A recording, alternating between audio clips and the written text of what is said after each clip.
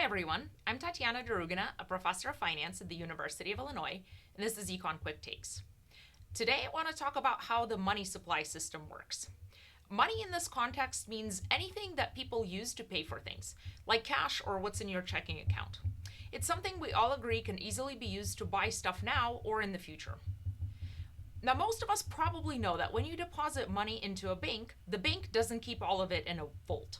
It's only required to keep a small part, called reserves, and can lend out the rest.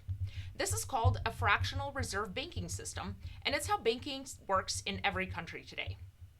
But have you ever thought about what happens to your money after it's loaned out?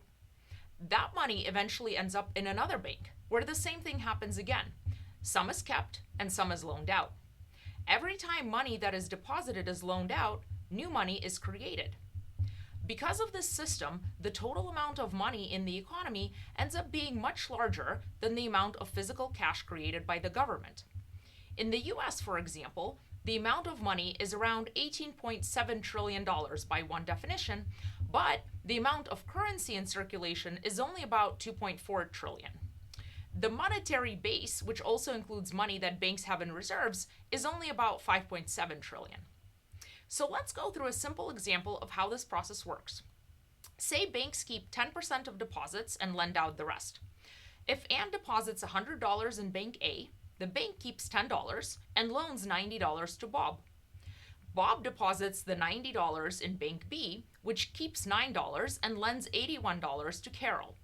Carol deposits the $81 in Bank C, and so on.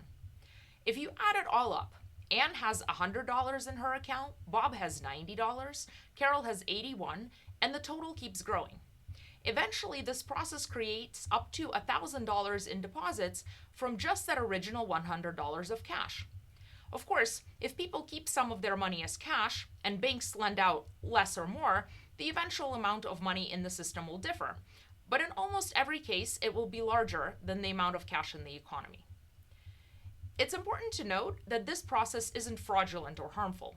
Fractional reserve banking doesn't create new stuff or new wealth. It just increases liquidity, or the amount of money available for spending. In other words, banks help stretch the same dollar across many transactions. And this kind of money creation is an ongoing process that's generally smooth and happening constantly without us noticing. Of course, things can go wrong if banks suddenly decide to cut back on loans sharply or people start holding a lot more cash. But in that case, the Federal Reserve is very likely to take swift action to make sure the amount of money in the economy doesn't fluctuate dramatically. We'll talk about how the Fed controls money supply in another video. Thanks for watching. This has been Econ Quick Takes.